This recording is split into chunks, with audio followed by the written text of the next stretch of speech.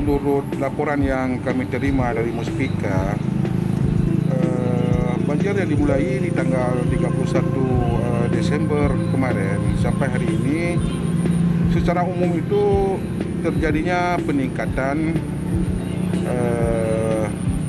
airnya nambah naik, dan juga kecamatan yang mendapat imbas banjir itu juga menambah 2 kecamatan. Malah hari ini Kecamatan Langkahan dan Gedung Pasir.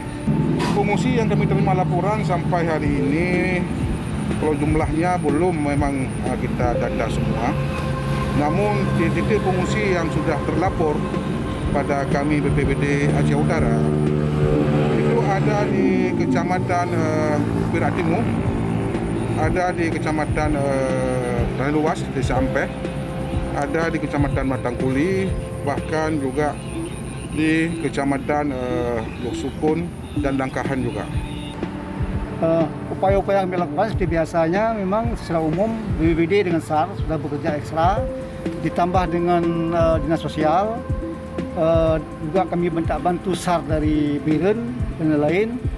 Ke depan kita tetap sebenarnya biasanya hal ini akan dikoordinasi kembali dengan provinsi juga tentang bantuan-bantuan di provinsi.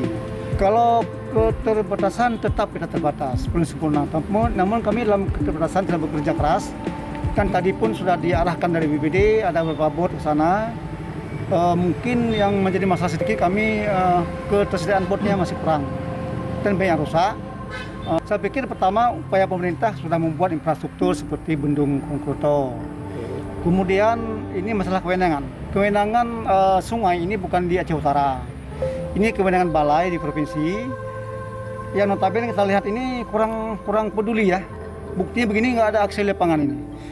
Sementara kalau kami yang bekerja, kami yang menangani ini, kami terkendala dengan kewenangan.